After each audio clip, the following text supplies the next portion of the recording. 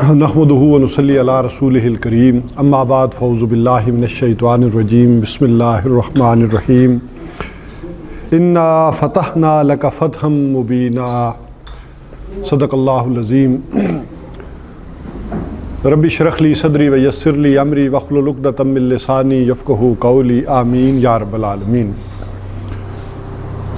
ہماری جو اصلاً گفتگو اور مضمون ہے وہ ہے صبر اور مصابرت، صبر کے مراحل، اور اس ضمن میں نبی اکرم صلی اللہ علیہ وسلم کی سیرت کے اہم واقعات جو ہیں ان کا معاملہ آ گیا، اور اس میں خاص کر غزوات جو جنگیں ہوئی ہیں اس میں چونکہ جان بھی لگتی تھی، مال بھی لگتا تھا، اور صبر کے سب سے زیادہ کڑے امتحانات انہی میں آتے تھے۔ پچھلی دفعہ 2 نشستوں میں ہم نے غزوہ احزاب یا غزوہ خندق کے متعلق گفتگو کی تھی، اور اسی کے ضمیمے کے طور پر غزوہ بنو قریظہ کا معاملہ بھی آ گیا تھا، اور بنو قریظہ کے حوالے سے ایک بات رہ گئی تھی کہ اس میں بڑا اسلحہ بھی مسلمانوں کے ہاتھوں لگا، کوئی 200 تلوار جو ہے وہ 1500 تلواریں، 2000 کے قریب جو ہے وہ نیزے، 500-700 زریں، یعنی یہ بڑا ایک جہاں اور چیزیں آئی، مال و اسباب آئے، ایک اسلحے کی بھی بڑی تعداد مسلمانوں کے ہاتھ لگی۔ البتہ غزوہ خندق کے موقع پر ہی یہ کہہ دیا گیا تھا کہ آج کے بعد قریش جو ہے وہ تم پر لوٹ کر نہیں آئیں گے، اب ان میں ہمت نہیں رہی ہے، اب کہ معاملہ ہوگا تو ہم جائیں گے ان کی طرف۔ تو یہ تو حضور صلی اللہ علیہ وسلم نے اسی وقت پیشن گوئی کر دی تھی۔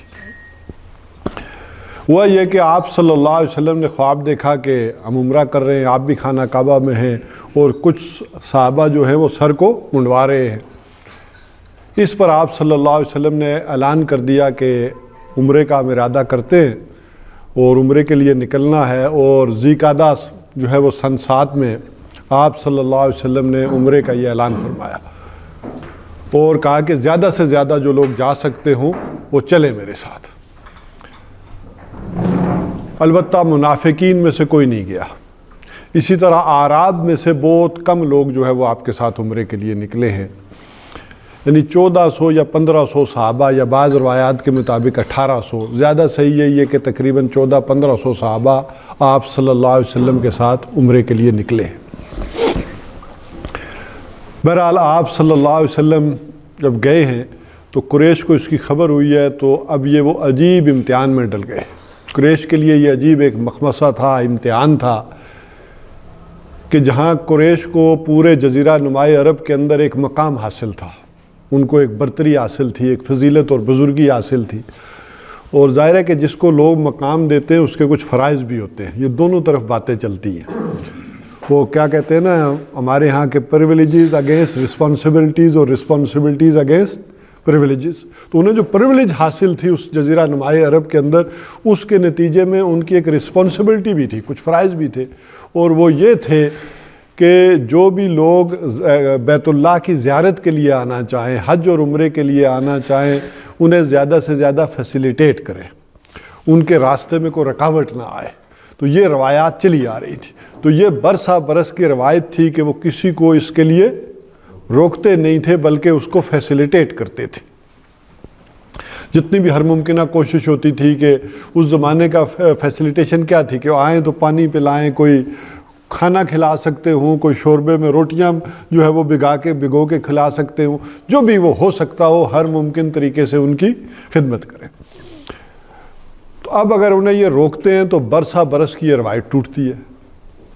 پورے عرب کے اندر یہ جو ایک تھا کہ قریش جو ہے کس طرح سے فیسیلیٹیٹ کرتے ہیں حاجیوں کو، اب یہ آ رہے ہیں اور وہ انہیں روک رہے ہیں، اور اگر نہیں روکتے ہیں تو یہ تو گویا کہ محمد صلی اللہ علیہ وسلم اور ان کے ساتھی ہمارے سینے پہ آ کے مونگ دلیں گے، تو یہ کریں کیا؟ تو اس عجیب امتحان میں ڈال دیا حضور صلی اللہ علیہ وسلم نے انہیں۔ بہرحال وہاں مکہ کے اندر فیصلہ یہ ہوا کہ جو ہو جائے، چاہے روایت ٹوٹتی ہے، جو کچھ ہوتا ہے ہم انہیں نہیں آنے دیں گے، روکیں گے۔ لہٰذا انہوں نے خالد ابن ولید کو 200 سوار دے کر بھیجا کہ انہیں مکہ کے انٹر نہ ہونے دینا، دور ہی جا کر روک لو، فاصلے پر ہی روک دو۔ لہٰذا وہ جو مکہ سے دور فاصلہ ہے، تمیم کا علاقہ ہے، وہاں خالد ابن ولید 200 سوار لے کر گئے۔ حضور صلی اللہ علیہ وسلم نے بھی اس سے ذرا باہر پڑاؤ ڈالا اور وہاں رک گئے آپ صلی اللہ علیہ وسلم۔ بہرحال اسی میں ظہر کی نماز بھی ہوئی، اور ظہر کی نماز کے وقت خالد ابن ولید نے دیکھا کہ کس طرح یہ سارے سجدے میں ہیں، ٹیلے کے اوپر سے ایک جائزہ لے رہے تھے ان کی نفری کا، تعداد کا، آلات کا۔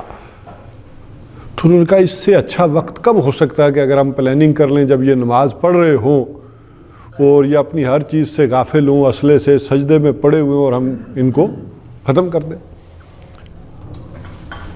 یہ وہ وقت ہے کہ یہی وہ صلاۃ الخوف والا معاملہ پھر نازل ہوا، وہ آیات نازل ہوئی، اور انہوں نے پلاننگ کر لی کہ جو ان کی عصر کی نماز ہوگی اس کے اندر اقدام کیا جائے گا۔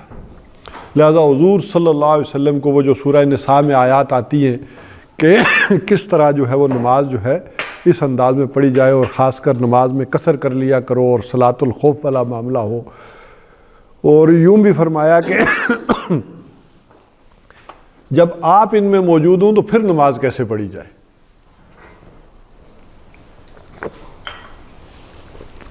ظاہر ہے کہ ویسے عام روٹین میں یہ ہے کہ جب یہ ایسے حالات آ جائیں تو آدھی فوج نماز پڑھے اور آدھی پہرا دے، اور پھر جو پہرے والے وہ نماز پڑھے اور باقی حفاظت پر آ جائیں۔ لیکن یہاں جب حضور صلی اللہ علیہ وسلم جماعت کروا رہے ہوں تو اب ہر ایک کی خواہش ہوگی کہ وہ آپ صلی اللہ علیہ وسلم کی مائیت میں نماز پڑھے، آپ کی اقتداء میں پیچھے آپ کے جا کر کھڑا ہو۔ تو اب یہ ہر ایک کی جب خواہش ہے تو کیسے اس کو کیا جائے؟ تو اللہ تعالیٰ نے پھر یہ حکم فرمایا کہ ایسا کیا جائے کہ آپ صلی اللہ علیہ وسلم کے ساتھ آ کر آدھی نفری کھڑی ہو جائے، اور آپ صلی اللہ علیہ وسلم ایک رکعت پڑھیں اور بیٹھ جائیں، اور یہ جو آدھی جماعت ہے یہ اٹھ کر کھڑی ہو، دوسری رکعت پڑھے، سلام پھیرے اور چلی جائے، اور پھر آپ دوسری رکعت کے لیے کھڑے ہوں اور باقی آدھی نفری آ کر آپ کے پیچھے کھڑی ہو، اور ان کی گویا پہلی اور آپ کی دوسری رکعت ہو۔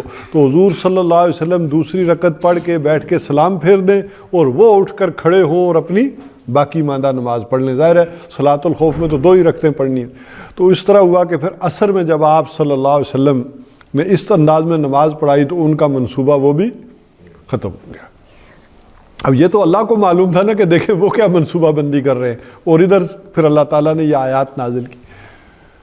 تو یوں حضور صلی اللہ علیہ وسلم نے پھر فیصلہ یہ کیا کہ راستہ مختلف اختیار کیا جائے، چونکہ یہ جو مدینہ سے آئیں تو تمیم کا علاقہ پہلے آتا ہے، تو یہاں چونکہ خالد ابن ولید راستہ روکے کھڑے، تو آپ صلی اللہ علیہ وسلم نے ایک دوسرا راستہ اختیار کیا، ایک دشوار گزار راستہ بدل لیا، انہیں نہیں اندازہ ہونے دیا، رات کو نکل گئے ہوں، اور جا کر پھر وہ آپ صلی اللہ علیہ وسلم نے حدیبیہ کے مقام پر پڑاؤ ڈالا، بلکہ وہاں ہوا یہ کہ آپ کی جو اونٹنی تھی قصوہ وہ بیٹھ گئی، اور ارادہ ہوا کہ آگے چلیں۔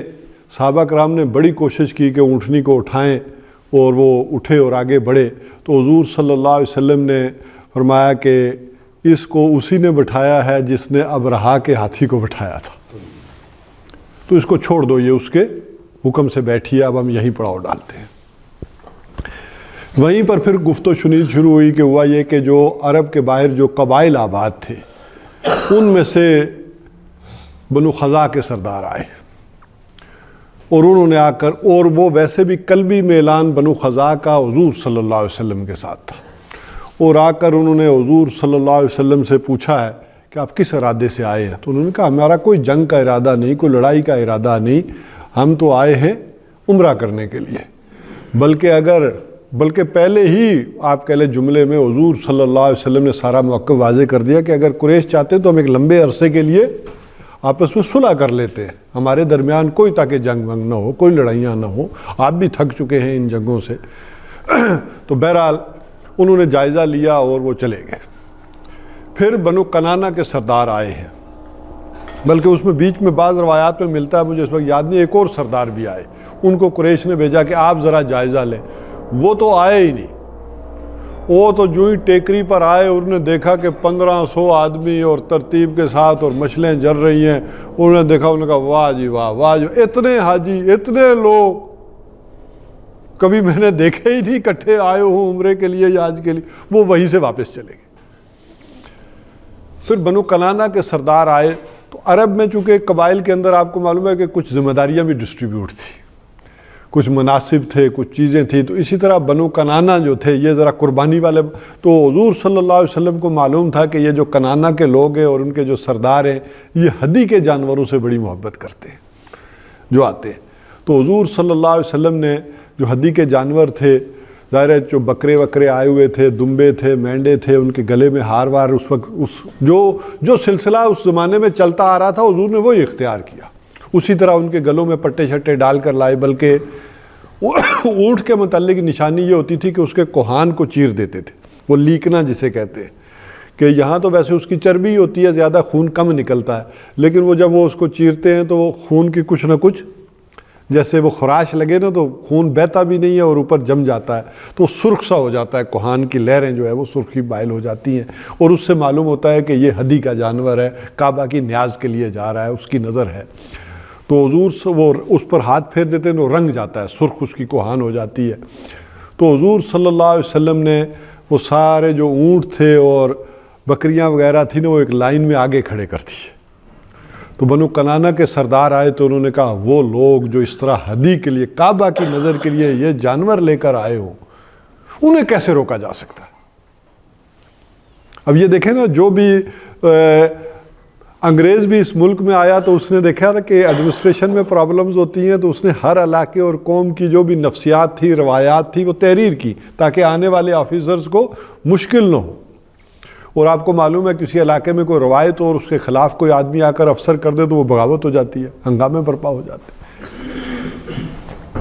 تو اب کنانا کے سردار تو گئے ہیں اور انہوں نے تو جا کر قریش والوں سے کہا کہ انہیں روکنا تو زیادتی ہے، اور اگر آپ نے انہیں روکا تو ہم آپ کے ساتھ نہیں ہیں. اب یہ دیکھیں پولیٹیکل ایک پریشر جو ہے وہ بلڈ ہوتا چلا جا رہا ہے ان کے اوپر. اور اب اس پریشر میں وہاں ایک عروہ ابن مسعود، یہ سقفی سردار ہیں، بزرگ تھے بڑے اور بڑے ایک سمجھدار قسم کے بزرگ سمجھے جاتے تھے. اب وہ ہمارے ہاں بزرگی کا مسئلہ ہے کہ غوری صاحب ہیں یا توصیف صاحب ہیں، دونوں ہی ہیں. تو وہاں بزرگوں کی جو اہمیت تھی تو عروہ ابن مسعود جو سقفی سردار ہیں تو انہوں نے کہا کہ اگر آپ چاہیں تو میں بیچ میں پڑھ کر اس مسئلے کو کچھ سالو کرنے کی کوشش کروں، مجھے لگتا ہے کہ یہ پرابلم ہوگا معاملہ. تو قریش نے کہا ٹھیک ہے، آپ بڑے ہیں، ہم میں بزرگ ہیں، سب سے بڑے اور سمجھدار ہیں، آپ کی زندگی ان تجربات سے گزری ہے. وہ گئے ہیں اور انہوں نے حضور صلی اللہ علیہ وسلم سے جا کر، جیسے وہ بڑا ہوتا ہے نا ایک اپنی بزرگی پھر آدمی جتلاتا بھی ہے نا، انہوں نے کہا تم بھتیجے کیا کوئی ایسا آدمی بھی دیکھا جو اپنی قوم کو ہلاک کرے، آ کر اپنے ہی لوگوں کو مارے؟ ایسا بھی کوئی تم نے آدمی دیکھا ہے کبھی؟ قریش تمہارے ہیں اور تم انہی پر چڑھائی کرنے آگے ہو، ان کے ساتھ لڑتے ہو. وہ اس انداز میں انہوں نے گفتگو شروع کی اور پھر وہ ہوا یہ کہ اور دیکھو قریش سے جب لڑائی ہوگی نا اور تم نے اگر شکست کھائی تو یہ سارے جو تمہارے ساتھ ہیں میں دیکھ رہا ہوں یہ کوئی یہاں نہیں کھڑا ہوگا، یہ سارے بھاگ جائیں گے. اس پر حضرت ابوبکر صدیق رضی اللہ تعالیٰ عنہ نے بڑے ہی سخت قسم کے الفاظ کے، وہ سیرت کی کتابوں میں ہیں، شاید بیان کرنے کے اس طرح قابل نہیں ہیں لیکن وہ ہیں چیزیں اس انداز میں کہ انہوں نے سختی سے ان کے ساتھ نپٹا. بلکہ انہی کے ایک اور رشتہ دار تھے، وہ بار بار حضور صلی اللہ علیہ وسلم کو ہاتھ ایسے ایسے کر کے بات کر رہے تھے کہ ان کی داڑھی کو لگ رہا تھا، منہ کی طرف جا رہا تھا، تو انہوں نے تلوار کا دستہ مارا، ان کا ہاتھ پیچھے کرو. تو انہوں نے پوچھا یہ کون ہے؟ پتہ چلا یہ ان کے رشتہ دار ہیں. یہ کون ہے یہ جس نے آگے سے اتنی سخت بات کی ہے؟ تو بتایا گیا یہ ابو بکر ہیں. تو انہوں نے کہا ان کا ایک احسان ہے مجھ پر، اگر وہ نہ ہوتا تو میں ان کے ساتھ سختی سے ابھی نبٹتا اور انہیں جواب دیتا. بہرحال اس سارے معاملے کو انہوں نے جو بھی سینس کیا، دیکھا چیزوں کو، اور وہ واپس گئے اور قریش سے کہا کہ دیکھو ان سے لڑنا ٹھیک نہیں ہے. میں بڑے بڑے درباروں میں گیا ہوں، میں روم میں بھی گیا ہوں، کسرا میں بھی گیا ہوں، میں نے دیکھا ہے کہ جو ریسپیکٹ ان لوگوں کے اندر ہے محمد کی صلی اللہ علیہ وسلم، جو ادب اور احترام ان کا ہے کہ ان کا تھوک تک گرنے نہیں دیتے، تو یہ ریسپیکٹ تو میں نے دنیا میں کہیں نہیں دیکھی، نہ کیسر کی دیکھی، نہ کسرا کی دیکھی. تو جہاں یہ ادب اور اس طرح کا معاملہ ہو کہ لوگ ادب میں اس قدر ہوں تو وہاں یہ معاملہ نہیں کرنا چاہیے. اب معاملہ ذرا دیکھیں کہ پھر کیا ہوتا ہے. اب وہاں نوجوان ہیں انہوں نے دیکھا کہ یہ شاید ہمارے بزرگ جو ہے یہ رک گئے ہیں اور یہ کوئی صلح پر آمادہ ہے اور ہمیں یہ نہیں کرنا چاہیے۔ لہٰذا وہاں سے کوئی آپس میں گٹ مٹ ہوئی، 30-40 نوجوان اٹھے، انہوں نے کہا ہم ابھی جا کر بندوبست کرتے ہیں، یہ بڑے صلح کرتے ہیں تو کرتے رہے، ہم دیکھتے ہیں جا کر۔ وہ 30-40 گئے اور انہوں نے تیر اندازی شروع کر دی۔ بہرحال گھیراؤ کر کے حضور صلی اللہ علیہ وسلم نے سب کو گرفتار کر لیا۔ پھر خالد ابن ولید رات کو آگے 70-80 نوجوان لے کر انہوں نے لڑائی کی ٹھان لی، ایک چھاپا مارنے کا معاملہ کیا، انہیں بھی حضور صلی اللہ علیہ وسلم نے گرفتار کر لیا رات کو، اور پھر صبح چھوڑ دیا، پہلے والوں کو بھی چھوڑ دیا، ان کو بھی چھوڑ دیا۔ یعنی کسی بھی درجے میں حضور صلی اللہ علیہ وسلم نے پرووک نہیں کیا کہ جنگ ہو، لڑائی ہو، جنگ سے اوائڈ کیا ہے۔ اب آپ صلی اللہ علیہ وسلم نے بھیجا ہے پھر حضرت عثمان رضی اللہ تعالیٰ عنہ، آپ جائیں اور مکہ والوں کو سمجھائیں کہ ہم یہاں لڑنے نہیں آئے، ہم عمرہ کرنے آئے۔ اور ویسے بھی وہ ہتھیار اس طرح لائے نہیں، جو عمرے کا پرانا دستور تھا کہ تلواریں اور وہ بھی نیام میں، کوئی زرہ نہیں، کوئی ڈھال نہیں، کوئی نیزے نہیں۔ یہ عمرہ کرنے والے جو آتے تھے یہ ساری اسلحہ نہیں لاتے تھے، یہ چیزیں، اس سے پتہ چلتا تھا کہ یہ آدمی عمرہ کرنے آ رہا، اور تلوار بھی حائل ہوتی تھی تو وہ بھی نیام میں۔ تو حضرت عثمان رضی اللہ تعالیٰ عنہ جب گئے ہیں اور انہیں سمجھایا، بلکہ اس میں کچھ دیر ہو گئی وہاں پر، اور واقعات آئے، ظاہر ہے ان کے وہاں حضرت عثمان رضی اللہ تعالیٰ عنہ کے ریلیٹیوز تھے، انہوں نے کہا کہ آپ رات رکیں، یا آپ عمرہ تو آپ آئیں، آپ تو کر لیں نا عمرہ۔ تو انہوں نے کہا حضور صلی اللہ علیہ وسلم نے نہیں کیا تو میں کیسے کر لوں، میں نہیں کروں گا، ہم آپ کو اجازت دیں۔ انہوں نے کہا نہیں میں نہیں کر سکتا۔ بہرحال وہ وہاں رک گئے تو ادھر افواہ اڑ گئی کہ حضرت عثمان رضی اللہ تعالیٰ عنہ کو شہید کر دیا گیا۔ اس پر پھر ایک بیعت ہوئی ہے وہاں پر کہ حضور صلی اللہ علیہ وسلم نے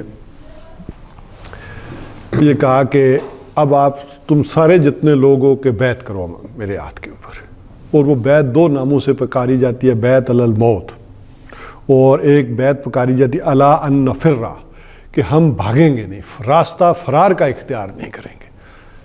اس کی وجہ تھی کہ قریش وہاں اپنے گھر میں مقیم ہیں، ان کی سامان رسد، سپلائی لائن، ہر چیز ہے ساتھ۔ ذرا دیکھیں نا، جنگ کے لیے تو پھر یہ ساری چیزیں سوچنی پڑتی ہیں۔ ہماری تو کوئی سپلائی لائن نہیں ہے، کوئی رسد کی لائن نہیں ہے، ہم تو مکہ سے و مدینہ سے اتنی دور آ گئے ہیں، مکہ کے قریب ہیں، تو کوئی پیچھے معاملہ نہیں، تو ہم میں سے پھر کوئی بھاگے گا نہیں، اور حتیٰ کہ موت آ جائے سب کو۔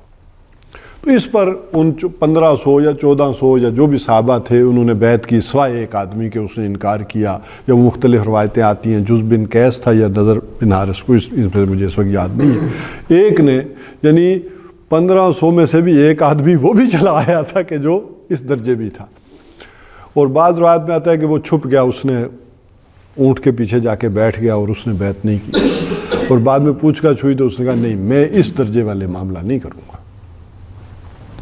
تو بہرحال بیعت ہوئی ہے، اور ادھر سے پھر حضرت عثمان رضی اللہ تعالیٰ عنہ بھی سمجھ میں آ گئے۔ بہرحال وہاں بھی جذبات آہستہ آہستہ سرد پڑے ہیں، پھر ان کو بھی جب حضور صلی اللہ علیہ وسلم نے جوانوں کو بھی چھوڑا ہے تو اب انہوں نے ایک ریئلٹی کو، حقیقت کو پہچاننا شروع کیا ہے، اور اس پر پھر انہوں نے حضرت جو وہ ہیں حضور صلی اللہ علیہ وسلم کے پاس سہیل ابن عمر کو بھیجا مشورے سے۔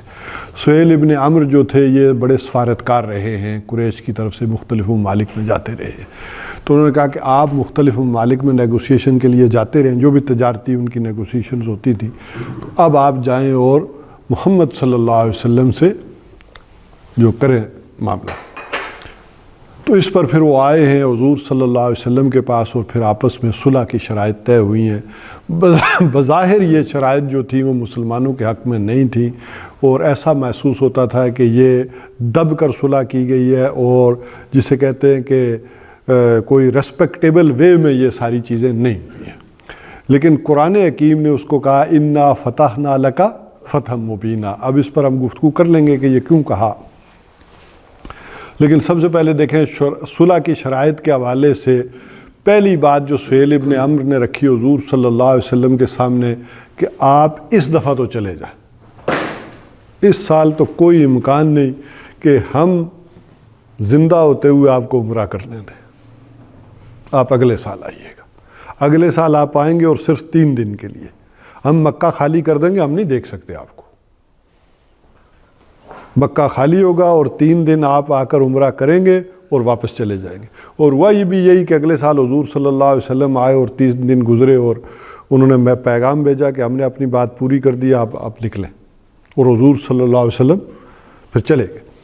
تو بہرحال دوسری شرط انہوں نے پھر یہ رکھی، پہلی میں تو یہ بات ہو گئی، اور دوسری میں انہوں نے یہ رکھا کہ اب مختلف شرائط کے اندر جو بھی آتی ہے کہ 10 سال کے لیے ہمارے درمیان معاہدہ ہو گیا، کوئی جنگ نہیں ہوگی۔ اسی طرح باقی عرب کے جتنے قبائل ہیں وہ چاہے آپ کے ساتھ مل جائیں چاہے ہمارے ساتھ مل جائیں۔ اسی طرح ایک جو شرط زیادہ آپ کو نظر آئے گی کہ امبیلنسٹی کریٹ کر رہی ہے وہ یہ کہ اگر کوئی مکہ سے شخص جائے گا اپنے سرپرست کی اجازت کے بغیر تو اس کو آپ واپس کریں گے، جبکہ مدینہ سے کوئی آئے گا تو وہ واپس نہیں ہوگا۔ بہرحال 1-2 اور بھی ہیں شرطیں اسی طرح کی سخت قسم کی جو انہوں نے رکھی ہیں، آپ میں سے کسی کو ذہن میں ہو تو ذرا دہرا دیں۔ اس کا ویسے لاجک کیا تھا کہ آپ کا بندہ ہے تو واپس مارا جائے تو نہیں واپس؟ وہ اس کی لاجک یہ تھی کہ وہ اپنے بندے کو سزا دینا چاہتے تھے کہ جو ان سے بغاوت کر کے جائے گا اسے ہم سزا دیں گے، اور جو آپ کا باغی ہو کر آئے گا اسے ہم پروٹیکٹ کریں گے، پناہ دیں گے۔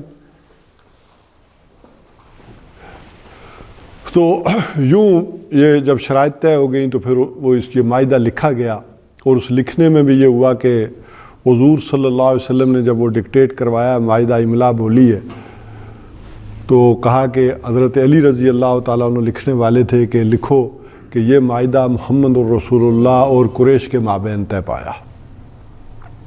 تو اس پر سہیل ابن عامر نے فوراً جو ہے آبجیکٹ کیا، انہوں نے کہا نہیں، ہم نے محمد الرسول اللہ سے کوئی معاہدہ نہیں کیا، اس معاہدے کے نیچے میرے بھی دستخط ہوں گے، تو میں دستخط کر دوں قریش کی طرف سے تو اس کا مطلب ہے قریش سارے مان لیا قریش نے کہ آپ اللہ کے رسول، ہم تو نہیں مانتے،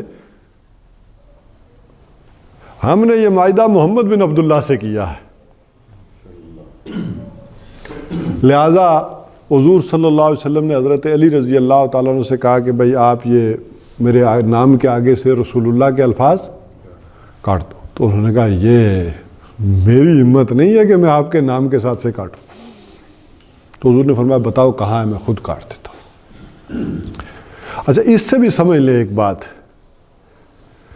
دنیا کو اگر دشمنی ہے تو وہ محمد الرسول اللہ سے ہے، محمد بن عبداللہ کی حیثیت سے دنیا ساری آپ کو مانتی ہے، آپ کے کارناموں کو بھی تسلیم کرتی ہے، وہ منٹگمری وارڈ ہوں، وہ ایچ جی ویلز ہوں،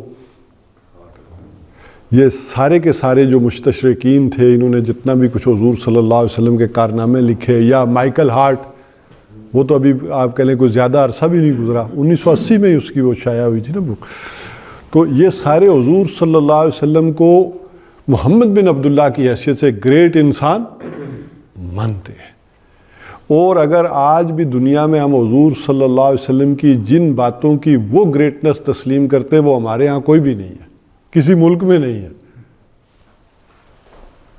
وہ اگر ہم کریں تو حضور صلی اللہ علیہ وسلم کی گریٹنس آج بھی دنیا سے ہم تسلیم کروا سکتے ہیں۔ یہ منٹگمری وارڈ نے یا ایچ جی ویلز نے ایک بات یہ لکھی تھی نا کہ جب یہ پیپر کرنسی کی لکھی تھی کہ جب پیپر کرنسی ایجاد ہوئی ہے نا تو اس نے کہا تھا کہ آج تو لوگ خوش ہیں کہ سرمایہ محفوظ ہو رہا ہے، سونا اور یہ پیپر کرنسی جو ہے وہ دنیا میں آ گئی ہے، لیکن یہ کتنی بڑی مصیبت انسان نے ایجاد کر لی ہے یہ اس کو کوئی جا کر 100 سال بعد پتہ چلے گا۔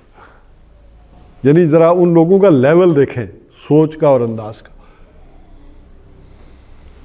تو اس نے حضور صلی اللہ علیہ وسلم کی جتنی تعریفیں کی ہیں نا کہ ذرا اندازہ کریں کہ جب اس مقام پر آتا ہے حضور صلی اللہ علیہ وسلم نے یہ جو معاہدے کیے ہیں، خاص کر میثاق مدینہ، صلح حدیبیہ، یہ سارے، تو جتنے تعریف کے الفاظ دنیا میں ہو سکتے تھے نا حضور صلی اللہ علیہ وسلم کی عظمت میں اور گریٹنس نے اس نے استعمال کیے۔ اور اسی طرح انہوں نے کہا کہ اگرچہ ہمارے ہاں بھی اخوت و حریت و مساوات کے واز بڑھے گئے. جیزس آف نزرٹ، ہمارے ہاں مسیح ناصری نے یہی باتیں کی، اخوت کی، آزادی کی، حریت کی، ایکویلٹی کی، لیکن عملاً ہم کچھ نہیں کر سکے. عملاً اس پر اگر کوئی معاشرہ قائم کیا ہے تو وہ محمد نے کیا صلی اللہ علیہ وسلم. یعنی یہ ساری چیزیں انہوں نے تسلیم کی اور کہا.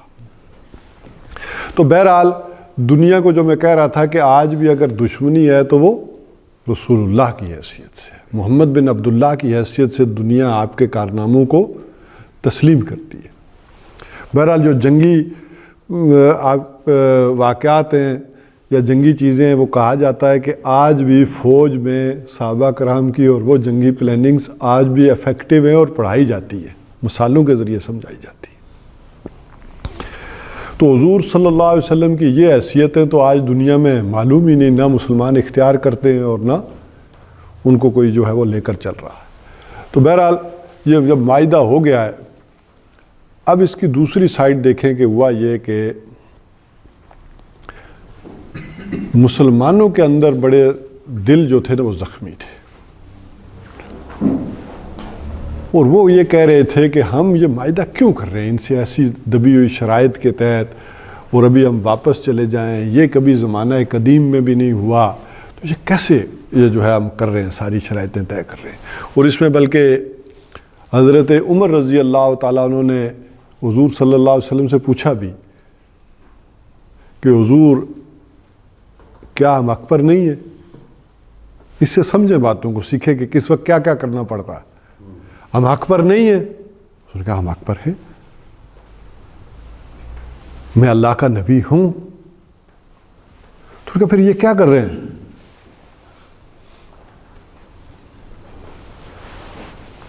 تو حضور نے فرمایا، آپ مسکرائے اور کہا میں وہی کر رہا ہوں جس کا کوئی مجھے حکم ہوا. اچھا، یہی وہ صلح حدیبیہ ہے کہ جس کے پھر اثرات دور رس نتائج نکلے.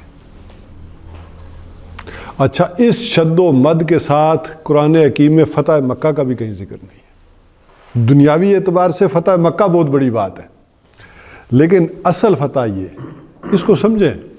اسی سے ایک اور مسئلہ بھی سمجھ میں آئے گا آج کل کے دور کا، کہ کسی کو تسلیم کر لینا یہ بڑی بات ہوتی ہے. اس جزیرہ نمائے عرب کے اندر معاہدے کا کیا مطلب ہے؟ آپ نے دوسرے کو فریق تسلیم کر لیا، ورنہ ایک اعتبار سے یہ ان کی حیثیت ایک ان کے باغی گروہ کی تھی جسے تسلیم نہیں کیا جا رہا تھا. تو جب معاہدہ کر لیا تو یہ گویا کہ اتھینٹسٹی ہو گئی، آپ کو ایک آئیڈینٹی کی حیثیت سے اب آ جائیں کہ اسرائیل کو تسلیم کریں یا نہ کریں. اس سے بات سمجھ میں آئے گی کہ یہ جو لوگ کہتے ہیں کہ یوں کر لیں، یوں کر لیں، یوں کر لیں، تو وہ تسلیم ہونا ذرا اپنی نظر سے اور قرآن کی نظر سے دیکھیں کہ وہ کیا ہو جاتا ہے. انا فتحنا لک فتحا مبینا. یہ جو قریش نے مذاکرات کر لیے تو یہ گویا کہ تسلیم کر لیا آپ کی حیثیت کو. تو اس کو قرآن نے بہت بڑی فتح قرار دیا ہے. اچھا، اس کے جو دور رس نتائج نکلے ہیں، ذرا میں آیات بھی آگے پڑھوں گا تو پھر سمجھیے گا کہ آپ دیکھیں اسی کے بعد اگلے ہی 3 ماہ بعد آپ نے خیبر فتح کیا. ادھر سے جب آپ محفوظ ہوئے اور 10 سال کے لیے یہ معاہدہ طے ہو گیا تو آپ بیغم ہو گئے کہ ادھر سے کچھ نہیں ہوگا، ورنہ یہودیوں کو وہ جو قلعے تھے، گڑیاں تھیں اور سارے وہاں جمع ہو چکے تھے، وہ ممکن تھا کہ وہ فتح ہوتا. اور دعوتی کام آپ صلی اللہ علیہ وسلم کا پھر بڑی تیزی سے پھیلا ہے. پورا شمالی عرب جو ہے وہ خیبر کی فتح کے ساتھ ہی جو دوسرے قبائل تھے وہ سارے آپ کے زیر تسلط آئے. اسی کے بعد آپ نے پوری دنیا میں جو شاہان تھے ان کو خطوط لکھے، دعوتی خطوط لکھے. کیسر کو لکھا، کسرا کو لکھا، اور نجاشی کو لکھا، شاہ مقوقس مصر کو لکھا. تو یہ سارے جو والی یمن، یہ سب کو جو ہے آپ صلی اللہ علیہ وسلم نے جو دعوت دی ہے وہ اس کے بعد دی ہے کہ جب آپ کو تسلیم کر لیا گیا. یہ بھی سمجھ لیں، جب تک آپ کو اندرون عرب تسلیم نہیں کیا گیا آپ نے باہر دعوتی کام نہیں کیا. یہ بھی ایک حکمت سمجھے. تو بہرحال اس کے بڑے دور رس نتائج ہوئے، اور اسی کے 2 سال بعد، آج کتنے صحابہ ہیں آپ کے ساتھ؟ 1400-1500. اور 2 سال بعد کتنے ہو گئے؟ 10,000 کو لے کر آپ آ رہے ہیں. تو اس سے اندازہ کریں کہ اس کے دور رس نتائج کس قدر اس صلح کے نکلے. یہ سوری ایک چھوٹی سی چیز میں، یہ چونکہ واحد کا سیغہ ہے نا، انا فتحنا لکا فتح مبینہ، اور آگے ہے لیغفر لکا ذنبک ما تقدم و ما تاخر. یہ اللہ نے اجتماعی مسلمانوں کا یا نبی کا وہ کیوں نہیں یوز کیا؟ چلیں میں پڑھ دیتا ہوں، پڑھ کے کر دوں. انا فتحنا لک فتحا مبینہ، یقیناً بے شک ہم نے آپ کو یہ بڑی واضح فتح عطا کی ہے. ایک تو یہ بات سمجھ لیں کہ یہ خطبہ پورا اترا ہے آپ کی واپسی پر، جب آپ جا رہے تھے. پوری صورت جو ہے خطبے کی شکل میں اس وقت نازل ہوئی ہے. اب ذرا تسلی تو سارے مسلمانوں کو دی گئی، لیکن اگلی آیت بھی پڑھ لیتے ہیں، وہ بھی بڑی مشکل ہے. جیسے انہوں نے کہا اگلی کیا ہے؟ لیغفر لک اللہ، تاکہ اللہ تعالیٰ بخش دے ما تقدم من ذنبک و ما تاخر، کہ جو اس سے پہلے ہو چکا آپ سے اور جو بعد میں ہونے والا ہے، جو بعد میں مستقبل میں اور ماضی دونوں میں جو کچھ ہونے والا ہے. یعنی ما تقدم من ذنبک، آپ سے جو بھی کو گناہ والا معاملہ ہوا ہے پہلے یا بعد میں، اللہ تعالیٰ اس کو بخش دے. ابھی میں اس کی تشریح کروں گا. وَيُتِمَّ نِعْمَتَهُ، اور کیا کرے؟ اپنی نعمت کا اتمام کرے، اپنی نعمت کو آپ کے اوپر پورا کرے. علیکا وَيَهْدِيَكَ صِرَاطًا مُسْتَقِيمًا، اور آپ کے لیے سیدھا راستہ کھول دے، سیدھے راستے کی طرف ہدایت دے، رہنمائی دے. یہ ایک آیت، اس پہ کوئی شک نہیں، جو مصباح صاحب نے پوچھا قرآن حکیم کی مشکل آیات میں سے ہے. اچھا، یہ ضم سے بھی مسئلہ بن جاتا ہے کہ یہ کیا مسئلہ ہے. پہلے اس کو سمجھ لیں، ضم کے لفظ کو، تو پھر بات آئے گی. دیکھیے، اس گناہ کے لیے مختلف الفاظ استعمال ہوتے ہیں عربی میں. ایک ہے معصیت. معصیت کا مطلب کیا ہے؟ نافرمانی. اسی طرح تعدی، عدوان، ٹھیک ہے، آگے بڑھ جانا. اسم، یہ بھی گناہ، لیکن یہ ہلکے الفاظ ہیں. یہ اس کی مطلب اسم یا آسما کہتے ہیں اس اونٹنی کو جو قافلے سے بچھڑ جائے. اب ذنب کو سمجھیں. اس کو عربی میں سمجھایا جاتا ہے کہ جیسے دم ہوتی ہے نا، تو ایک ہے چوہا. چوہا چھوٹا اور دم کیا ہوتی ہے؟ لمبی. اور ہاتھی کی دم دیکھی ہے آپ نے؟ چھوٹی سی. تو کہتے ہیں کہ یہ ذنب ہے کہ یہ دم اس کے ساتھ کوئی بھی زیادہ مناسبت نہیں رکھتی. یہ وہاں سے لفظ لیا گیا. تو اب اس کے ذنب کے ایک ذہن میں ہمارے معنی ہیں. اب جو اس میں نے جو بات کی ہے، اس سے ذرا اس کو جو اس کی لغت سے نکالیں گے تو یہ ہوگا کہ یہ مناسب نہیں ہے، یہ طرز عمل نامناسب ہے جو اختیار کیا گیا. اب ذرا اس کو سمجھیں کہ یہ حضور صلی اللہ علیہ وسلم سے کیوں کہا گیا. تو یہاں اصلاً حضور سے نہیں کہا گیا. بہت سارا ہم دیکھتے ہیں کہ قرآن حکیم میں مخاطب حضور صلی اللہ علیہ وسلم ہوتے ہیں، اس سے مراد اہل ایمان ہوتے ہیں. اچھا، اس میں قرآن حکیم کے مختلف اسالیب ہیں جو کتب سماویہ کے اندر آتی ہیں. جیسے بے شمار دفعہ میں نے آپ کو بتایا کہ جب تھوڑی سی اللہ تعالیٰ ناراضگی کا اظہار کرتے ہیں تو صیغہ غائب میں گفتگو کرتے ہیں، ڈائریکٹ نہیں کرتے کسی سے. تھوڑا سا یہ مسلمانوں کا جو رویہ تھا اس سے اللہ تعالیٰ براہ راست خطاب نہیں کر رہے، کہ جو کہہ رہے تھے کہ یہ دب کر صلح کر رہے ہیں، یہ سارا معاملہ. تو یہ اب اللہ تعالیٰ کی نظر میں کوئی نامناسب سی بات ہے. اب اس کو، جیسے میں نے کہا کہ اللہ تعالیٰ جب اہل کتاب کی کوئی خوبی بیان کرتے ہیں تو کیا کہتے ہیں؟ یا اہل الکتاب. اور جب آپ نے کوئی بیان کرنی ہوتی ہے، کوئی ان کی برائی یا ان کی ذرا سرزنش یا ڈانٹ ڈپٹ کرنی ہے، اوت الکتاب الذین اوت الکتاب الذین آتیناہم الکتاب، وہ لوگ کہ جنہیں ہم نے کتاب دی تھی، وہ جنہیں کہ کتاب دی گئی تھی انہوں نے یہ کیا، اور جب ان کی تعریف کرنی ہوتی ہے تو یا اہل الکتاب۔ تو اس حوالے سے پھر ذرا اس انداز میں ہوتا ہے۔ اسی طرح حضور صلی اللہ علیہ وسلم سے عبس وتولی ان جاءہ الاعمی، وہاں بھی صیغہ غائب میں ہی خطاب کیا نا، وہ شخص جس نے تیوری چڑھائی ماتھے پہ بل ڈالے، تو یہ ایک خاص انداز ہے۔ اچھا، اس کو سب سے زیادہ سمجھنا چاہیں تو سورہ طلاق کی پہلی آیت پڑھ لیں، وہاں کیا ہے؟ اے نبی صلی اللہ علیہ وسلم جب آپ لوگ طلاق دیں، خطاب کس سے ہو رہا ہے؟ نبی سے۔ آگے جمع کر دیا کہ جب تم طلاق دو تو عدت میں دو،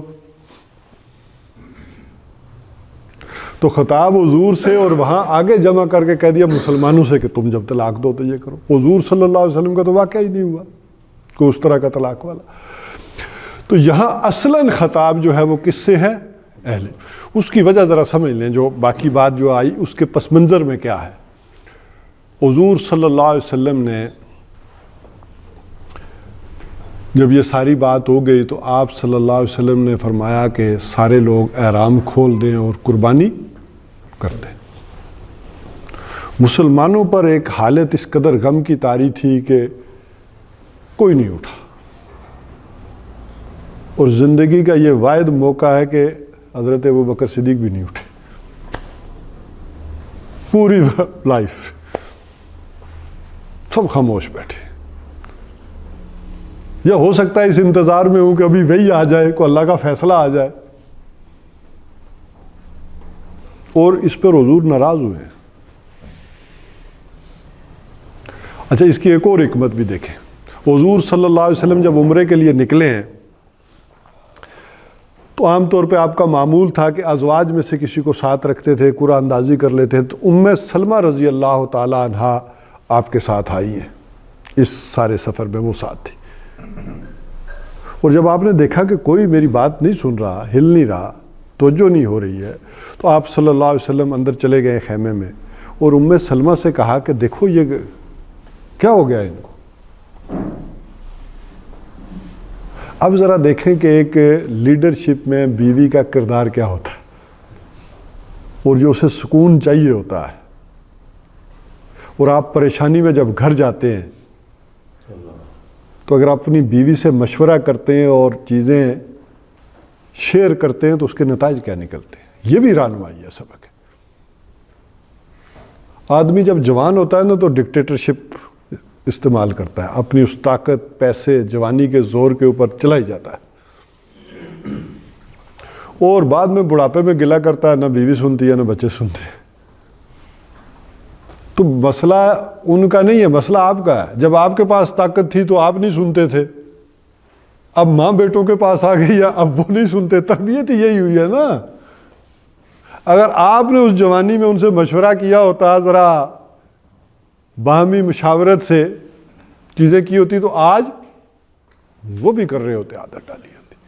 تو یہ بھی چیزیں سیکھے ساتھ کہ جب آپ کے پاس طاقت ہو تو شیئر کر کے چلا کریں۔ تو حضور صلی اللہ علیہ وسلم نے سلمہ سے رضی اللہ تعالیٰ عنہ سے جب یہ بات کی، اب دیکھیں انہوں نے کیا مشورہ دیا۔ ان کا حضور وہ غمزدہ ہیں، سارے غمزدہ ہیں، پریشان ہیں سارے، چھوڑ دیجیے آپ ان کو۔ ہاں، آپ جو ہے نا قربانی کیجیے اور اپنا احرام اتاریے، آپ اپنا کام کیجیے۔ اب بیوی نے تسلی دے کے بھیجا، حضور باہر آئے، آپ نے اپنی قربانی کی، سب نے اٹھ کر، کوئی بات نہیں ہوئی، سب نے اٹھ کر قربانی کر دی۔ تم نے سلمہ جوز اوریجن کی تھی نا؟ وہ حضرت صفیہ تھی۔ ہاں، تو ہاں، وہ تو بنو قریظہ میں جب یہ ہوا تھا نا معاملات، وہ پچھلے ہم نے غزوے میں شاید میرا ذکر نہیں ہوا ہوگا، تو وہ سردار کی بیٹی تھی، وہ کسی اور کو حضور صلی اللہ علیہ وسلم نے دے دی تھی، بعد میں معلوم ہوا کہ نہیں یہ ان کے سردار کی بیٹی ہیں، تو پھر حضور کہا تو میرے خیال خیبر کی تھی، ہاں خیبر کی تھی، خیبر کی تھی، ٹھیک ہے وہ خیبر کی تھی، تو سردار کی بیٹی ہیں تو حضور صلی اللہ علیہ وسلم نے انہیں اپنے ساتھ رکھ لیا تھا۔ بہرحال تو یہاں یہ معاملہ آ گیا کہ اب ذرا اس کو اس انداز میں دیکھیں گے تو پھر ہوگا وَيَهْدِيَكَ صِرَاطًا مُسْتَقِيمًا، تو ہدایت پر تو آپ تھے، آپ تو دوسروں کو ہدایت پر لا رہے تھے۔ یہاں ہدایت کا معاملہ یہ ہے کہ اب آپ کا جو راستہ اور دعوت ہے یہ تیر کی طرح آگے جائے گی، یہ تیزی سے معاملہ پھیلے گا، اب راستے کھل جائیں گے اس دعوت کے نتیجے میں جو ہو رہی ہے۔ تم پریشان ہو رہے ہو لیکن اصل میں تو اللہ تعالیٰ نے تمہارے اس کام کے لیے راستہ صاف کر دیا، اب سیدھا راستہ کر دیا ہے تمہارے لیے، یہ پیغام ہے۔ وَيَنْصُرَكَ اللَّهُ نَصْرًا عَزِيزًا، اور اللہ تعالیٰ تمہیں وہ مدد کرے گا، وہ غلبہ دے گا نصرًا عزیزا، جس کے آگے کوئی رکاوٹ اب نہیں آئے گی۔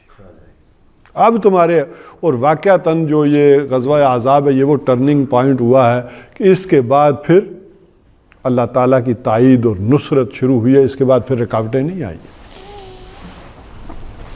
وَالَّذِي أَنزَلَ السَّكِينَةَ، وہی ہے جس نے پھر سکون نازل کیا، سکینت نازل کی، فی قلوب المومنین، اہل ایمان کے دلوں میں۔ اچھا سارے خاموش ہی بیٹھے رہے نا، ایک دیکھیں وہاں رویہ ہوا کہ یہ بزرگ تو سٹھا گئے ہیں، چلے ہم ذرا خود ہی کرتے ہیں، اس کے نتیجے میں یہاں دیکھیں کہ سارے ایک غم دل میں موجود ہے لیکن سارے خاموش اور ادب اور احترام کے ساتھ 1400-1500 صحابہ بیٹھے رہے۔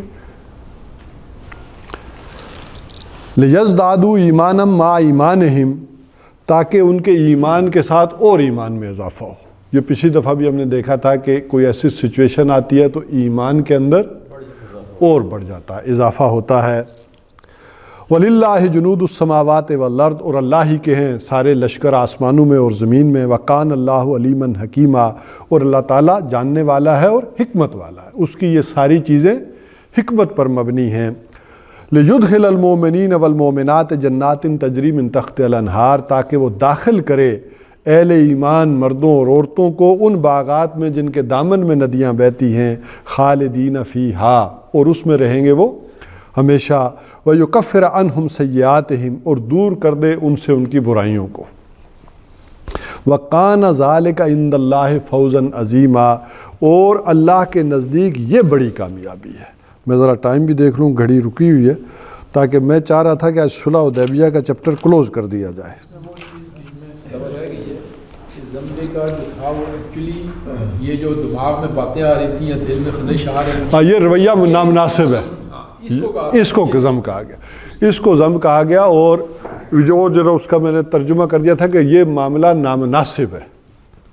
اچھا اسی طرح سے پھر ایک اصول یہ بھی کہا جاتا ہے کہ جو عام لوگوں کی نیکی ہے وہ ہو سکتا ہے کہ جو مقربین ابرار، جسے کہا جاتا ہے کہ یہ جو حسنات الابرار، یہ جو ابرار نیکوکاروں کی نیکیاں ہوتی ہیں، یہ سیئات المقربین، یہ مقربین کی جو ہیں یہ بعض اوقات برائیاں بن جاتی ہیں۔ ریڈ لائن اوپر ہے۔ ہاں کیوں؟ اس کو یوں عام آسان انداز میں بھی سمجھ لیں کہ آپ نماز کی طرف زیادہ توجہ دے رہے ہیں، نوافل پڑھ رہے ہیں، اللہ کے دین کا تقاضا اس وقت کچھ اور ہو، زیادہ ہو، تو ایک عام آدمی کا معاملہ تو ٹھیک ہے کہ وہ نفل پڑھ رہا ہے، لیکن اس کو جس کو وہ تقاضے پتہ ہے وہ اس میں لگ گیا تو اس کے نوافل وہ اس انداز سے نہیں ہے۔ یا اس کو اور ہائی لائٹ کر دوں میں، وہ ہمارے ہاں ذرا سائنس میں ایک بات سمجھائی جاتی ہے کہ کوئی بات سمجھ نہ آئے تو اس کا ٹینجنٹ بڑا کر لو۔ مثال کے طور پہ ہمیں ہمارے ایک بڑے صاحب سمجھاتے تھے کہ یہ تم نے موٹر یا یہ جو چیز لگائی ہے نا یہ ذرا سی ٹیڑھی ہے، تو ہمارے فورمین نے کہا معمولی سی ہے نا، 1 آدھ ملی ہے، کیا فرق پڑتا ہے اس میں؟ ہاں تو انہوں نے کہا اس کو ذرا لمبا کرو ٹھیک ہے، اس کو لمبا کرو تو جب یہ اوپر جائے گی 10 فٹ تو یہ ٹیڑھی 2 فٹ ہوگی یہ 1-2 ملی میٹر نہیں رہے گی۔ تو اس کو کہتے ہیں ذرا کسی چیز کی سمجھ نہ آئے تو اس کا ٹینجنٹ لمبا کر کے دیکھ لو تو تمہیں سمجھ آ جائے گی کیا غلطی ہو رہی۔ اب نفل ہیں، تہجد ہے، یہ بھی دین کا حصہ ہے۔ حضور صلی اللہ علیہ وسلم کہہ رہے ہوں کہ غزوہ احد میں چلنا ہے، آپ کہیں نہیں میں نے مسجد نبوی میں 50,000 نمازوں کا ثواب ہے، میں نے تو یہ چھوڑ کے نہیں جانی ہے، میں نے تو یہی نفل پڑھنے ہیں۔ تو مجھے یہ بتائیں کہ وہ نفل اور وہ جو معاملہ ہے اس میں کوئی کمپیریزن ہے؟ تو ہو سکتا ہے یہ جو نیکی ہے یہ گناہ میں شمار ہو جائے۔ تو اس انداز میں بھی ہوتا ہے کہ ایک ان کے جو رتبے ہیں، یا اسی کو دیکھ لیں کہ حضور صلی اللہ علیہ وسلم فرماتے ہیں انی استغفر اللہ 70 مرہ فی کل یوم، کہ میں دن میں 70 مرتبہ کیا کرتا ہوں؟ استغفار کرتا ہوں، توبہ کرتا ہوں۔ انی استغفر فی کل یوم، ہر دن میں 70 مرتبہ توبہ۔ تو کیا مطلب؟ کیوں توبہ کر رہے تھے؟ کو معاذ اللہ کو گناہ ہوا؟ ہمارے ایک سیکٹری صاحب ہوتے تھے،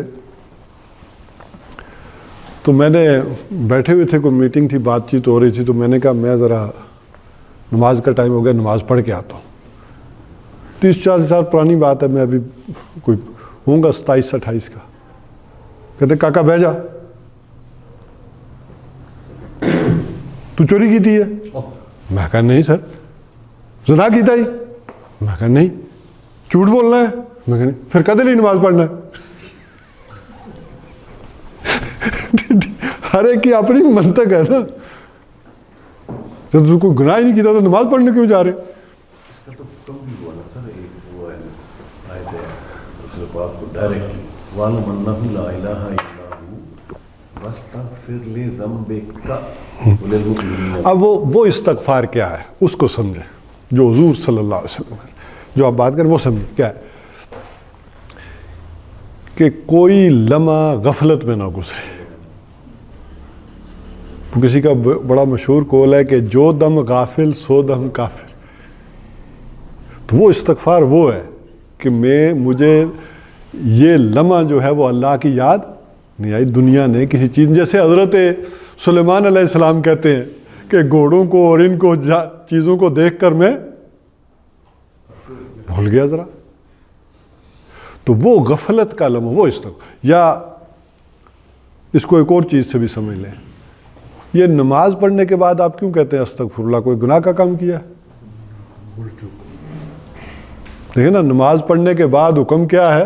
حدیث کیا بتا رہی ہے کہ آپ کیا کہا کریں؟ اللہ اکبر، استغفر اللہ، استغفر اللہ، 3 مرتبہ استغفر اللہ کریں۔ تو یہ نماز پڑھ کے آپ نے استغفر اللہ کیوں کہا ہے؟ ہاں، کیا ہے کہ میں نے یہ جو نماز پڑھی ہے اس میں کوئی کمی کوتاہی کوئی رہ گئی ہو بات، تو کیا کرے اللہ؟ تو ایک استغفار یہ ہے، ایک ذنب یہ ہے کہ اس میں کوئی کمی کوتاہی نہ رہ گئی ہو اس کام میں۔ تو بہرحال چلیے جی آگے، وَيُعَذِّبَ الْمُنَافِقِينَ وَالْمُنَافِقَاتِ وَالْمُشْرِكِينَ وَالْمُشْرِكَاتِ، اور عذاب دے منافق مردوں اور عورتوں کو اور مشرک مردوں اور عورتوں کو، الظَّانِّينَ بِاللَّهِ ظَنَّ السَّوْءِ، وہ جنہوں نے اللہ تعالیٰ کے بارے میں گمان کیا برا گمان، علیہم دائرۃ السوء، انہی کے اوپر ہے بری گردش۔ یہ اس کی ابھی میں کرتا ہوں، غضب اللہ علیہم، اللہ تعالیٰ جو ہے ان کے اوپر غضبناک ہوا یا غضب کرے، وَلَعَنَهُمْ، اور ان کے اوپر لعنت کرے، وَأَعَدَّ لَهُمْ جہنم، اور ان کے لیے تیار کر دے گا دوزخ کو، وَسَاءَتْ مَصِيرًا، اور وہ بڑا ہی برا ٹھکانہ ہے جو اللہ تعالیٰ نے ان کے لیے جہنم تیار کر رکھی ہے۔ وَلِلَّهِ جُنُودُ السَّمَاوَاتِ وَالْأَرْضِ، یہ گویا کہ وہ کلوزنگ ایک بحث ہو رہی ہے۔ وَلِلَّهِ جُنُودُ السَّمَاوَاتِ وَالْأَرْضِ، اور اللہ ہی کے ہیں لشکر آسمانوں میں زمین میں، وَقَانَ اللَّهُ عَزِيزًا حَكِيمًا، اور اللہ تعالیٰ زبردست اور حکمت والا ہے۔ إِنَّا أَرْسَلْنَاكَ شَاهِدًا وَمُبَشِّرًا وَنَذِيرًا، اور اللہ تعالیٰ نے کیا کیا ہے؟ إِنَّا أَرْسَلْنَاكَ، بے شک ہم نے آپ کو بھیجا ہے، شاہدن، گواہ بنا کر۔ گواہ بھی کس کی طرف سے؟ اللہ کی طرف سے، وہ جو آپ نے گواہی لی ہے پھر خطبے میں جا کر آخری میں، وہ مبشرا و نذیرا، اور خوشخبری سنانے والا اور خبردار کرنے والا۔ یہ گویا کہ بنیادی انبیاء علیہ السلام سب کا مقصد رہا ہے۔ اسی اگلے رکوع میں حضور صلی اللہ علیہ وسلم کا تکمیلی مقصد بھی بیان ہوا ہے، لیکن یہ جو بنیادی مقصد ہے انبیاء علیہ الصلوۃ والسلام کا وہ کیا ہے؟ مبشر اور منذر اور شاہد، یہ گواہ۔ اسی لیے سارے رسولوں کا بنیادی مقصد یہی قرار پایا کہ رسلا مبشرین و منذرین لئلا یکون للناس علی اللہ حجۃ بعد الرسل، کہ ہم نے رسولوں کو بھیجا مبشر اور منذر بنا کر تاکہ ان کے آنے کے بعد لوگوں کے پاس اللہ کے مقابلے میں کوئی حجت نہ رہ جائے۔ جب اللہ تعالیٰ آخرت میں پوچھے تو کوئی حجت نہ رہے کہ مجھے پتہ نہیں تھا، مجھے کوئی علم نہیں تھا۔ بہرحال یہ میں کہہ رہا تھا کہ یہ جو بات پچھلی آیت کی تشریح کرنی تھی وہ یہ تھی کہ اصل میں یہ جو منافقین ساتھ نہیں گئے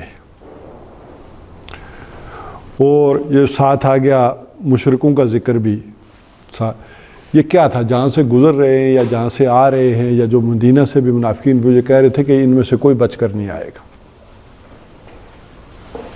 یہ جا رہے ہیں قریش کے منہ میں ہاتھ، شیر کے منہ میں ہاتھ ڈالنے جا رہے ہیں۔ یہ 1400-1500 میں سے کوئی واپس مدینہ نہیں آئے گا، مکہ جو جا رہا ہے۔ یہ جنہوں نے اللہ کے بارے میں گمان کیے تھے، برے گمان کے، کیسے یہ بچ سکتے ہیں جا کر؟ وہ ٹھیک ہے حملہ آور ہو کر آئے چلے گئے، ان کے گھر میں جا کر یہ گھسیں گے تو کوئی بچے گے؟ یہ گمان کیا انہوں نے پورا۔ بہرحال پوری کوشش، میرا خیال ہے یہ صلح حدیبیہ کا چیپٹر ابھی کلوز نہیں ہو سکتا، ٹھیک ہے؟ 10 منٹ ہے تو پھر کلوز کرنے کی میں کوشش کرتا ہوں اس کو۔ لِتُؤْمِنُوا بِاللَّهِ وَرَسُولِهِ، وجہ کیا ہے کہ ہم نے جو حضور صلی اللہ علیہ وسلم کو شاہد، مبشر اور منذر بنا کر بھیجا ہے، تو لِتُؤْمِنُوا بِاللَّهِ، تمہارا کام کیا ہے کہ تم ایمان لاؤ اللہ پر، وَرَسُولِهِ، اور اس کے رسول پر، وَتُعَزِّرُوهُ، اور ان کی مدد کرو، وَتُوَقِّرُوهُ، اور ان کی توقیر کرو، ان کا ادب کرو، ان کا احترام کرو اور ان کے کام میں مدد کرو، وَتُسَبِّحُوهُ بُكْرَةً وَأَصِيلًا، اور اس کی تسبیح کرو۔ یہاں ضمیروں میں گڑبڑ ہو سکتی ہے اکٹھی، لیکن یہاں اصل میں وَتُعَزِّرُوهُ وَتُوَقِّرُوهُ کس کے لیے ہے؟ حضور صلی اللہ علیہ وسلم کے لیے، اور تسبحوه یہ اللہ کے لیے۔ ایمان لاؤ اللہ اور اس کے رسول پر، تمہارا کام یہ ہے محمد الرسول اللہ صلی اللہ علیہ وسلم کی مدد کرو۔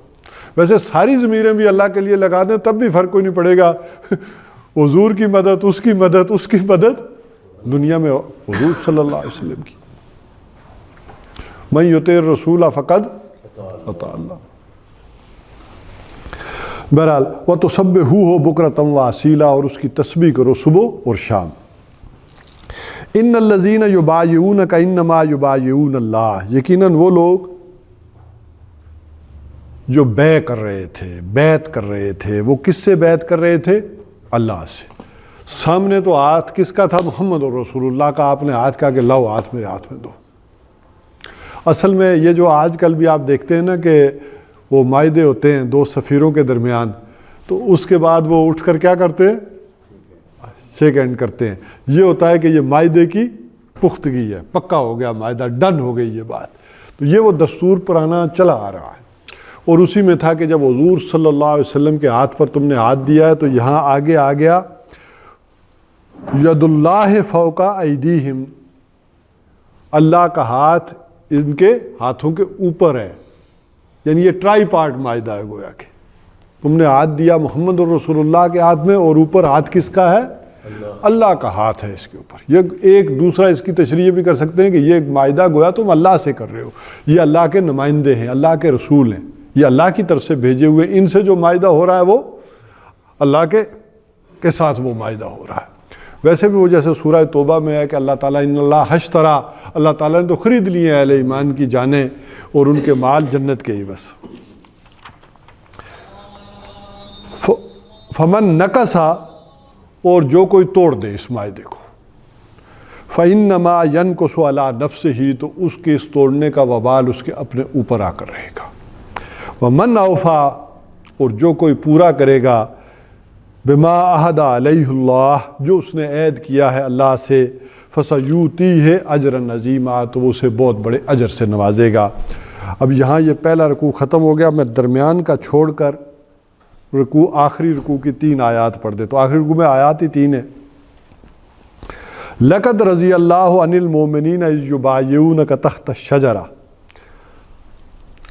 اب الفاظ سے ہی آپ کو اندازہ ہو گیا کہ اللہ تعالیٰ راضی ہو گیا ان سے کہ جنہوں نے، اسے بیعت رضوان بھی کہتے ہیں اور بیعت شجرہ بھی کہتے ہیں، کہ اس درخت کے نیچے جس کے نیچے حضور صلی اللہ علیہ وسلم نے یہ بیعت لی تھی تو اسے بیعت شجرہ اس لیے کہتے ہیں. تو یہاں وہ قرآن حکیم میں لفظ آگے کہ اللہ تعالیٰ ان اہل ایمان سے راضی ہو گیا اذ یبایعونک تحت الشجرہ، جنہوں نے اس درخت کے جو ہے وہ نیچے آپ سے جو ہے وہ بیعت کی تھی. فعلم ما فی قلوبہم، اور اللہ کے علم میں ہے کہ جو کچھ کہ تمہارے دلوں میں تھا، جو ان کے دلوں میں تھا وہ اللہ جانتا تھا. فانزل السکینۃ علیہم، تو اللہ تعالیٰ نے ان کے اوپر سکینت نازل کی. واصابہم فتحا قریبا. اب ایک بات تو اس کو ذرا، یہ جو پہلی بات آئی ہے اس کے ساتھ دوسری بات بھی اللہ تعالیٰ نے جوڑ دی کہ یہ بات اگلی بات تھی. کون سی والی؟ ذرا پھر پڑھ لیں. فعلم ما فی قلوبہم، تمہارے دلوں کے اندر جو تھا، جو کچھ کہ تم سوچ رہے تھے اللہ جانتا تھا. یہ گویا کہ فتح کے صلح حدیبیہ کی شرائط کے بعد کی بات ہو رہی ہے کہ جو تمہارے دلوں کے اندر تھا، تم غم محسوس کر رہے تھے، یہ ساری چیزیں تمہارے اندر آ رہی تھی کہ ہم کیوں ایسا کر رہے ہیں، تو اللہ کے علم میں تھا. ایسا نہیں ہے جو تمہاری دلوں کے اندر سوچیں یا باتیں تھیں وہ نہیں تھی. فَأَصَابَهُمْ فَتْحًا قَرِيبًا، اور ابھی تمہیں یہ قریبی فتح دے دی. اس کو فتح سمجھو، یہ قریبی فتح دے دی. وَمَغَانِمَ كَثِيرَةً يَأْخُذُونَهَا، اور بہت سی اور ابھی غنیمتیں جو تمہارے ہاتھ لگے گی. ابھی تم اس کا اندازہ نہیں کر سکتے. 3 ہی ماہ بعد جب خیبر فتح ہوگا تو کتنا مال آیا ہے. وَكَانَ اللَّهُ عَزِيزًا حَكِيمًا، یعنی وَأَصَابَهُمْ فَتْحًا قَرِيبًا، ایک اور قریبی فتح بھی ہاتھ لگ جائے گی. اس کا ترجمہ دوسری سائڈ پر بھی ہو سکتا ہے. وَمَغَانِمَ كَثِيرَةً يَأْخُذُونَهَا، اور تم لوگ ایک کثرت سے مال غنیمت غنائم لوگے. وَكَانَ اللَّهُ عَزِيزًا حَكِيمًا، اور اللہ تعالیٰ جو ہے زبردست اور حکمت والا ہے. وَعَدَكُمُ اللَّهُ مَغَانِمَ كَثِيرَةً، اور اللہ تعالیٰ نے تم سے بڑی کثیر تعداد میں غنائم کا، مال کا وعدہ کیا ہے. تَأْخُذُونَهَا، جن کو تم لوگے. فَأَجَّلَ لَكُمْ هَٰذِهِ، ابھی جلدی فوری طور پر یہ تو لو. یعنی فوری فتح یہ، ایک اور فتح بھی اللہ نے رکھی ہوئی ہے لیکن فوری طور پر یہ لو. وَكَفَّ أَيْدِيَ النَّاسِ عَنْكُمْ، اور اس نے تو روک دیے ہاتھ لوگوں کے تمہارے اوپر. وہ تو لڑنے آئے تھے، ادھر خالد بن ولید، ادھر ٹولیاں آئی تھیں، تو اللہ تعالیٰ نے ان کو روک دیا تمہارے اوپر سے. وَلِتَكُونَ آیَةً لِّلْمُؤْمِنِينَ، تاکہ یہ ہو جائے اہل ایمان کے لیے نشانی. وَيَهْدِيَكُمْ صِرَاطًا مُسْتَقِيمًا. اب بالکل اس پہلی آیت کے ساتھ دوسری آیت کے ساتھ جوڑ لیں، تاکہ اللہ تعالیٰ تمہارے لیے راستے کھول دے. اب تمہاری دعوت جو ہے وہ تیزی سے پھیلے گی اور آگے بڑھے گی. یہ سارا اللہ نے اس لیے کیا ہے تاکہ تمہارے راستے کھول دے. ابھی تمہیں سمجھ نہیں آ رہی اس بات کی کہ یہ راستے کیسے کیسے کھلیں گے. وَأُخْرَى لَمْ تَقْدِرُوا عَلَيْهَا، اب اور آگے کی بھی بات کرتی. ابھی دیکھیں سن 6 میں ہی یہ ساری باتیں ہو رہی ہیں. واپسی پر جیسا کہ میں نے کہا یہ خطبہ پوری صورت خطبے کی نہ.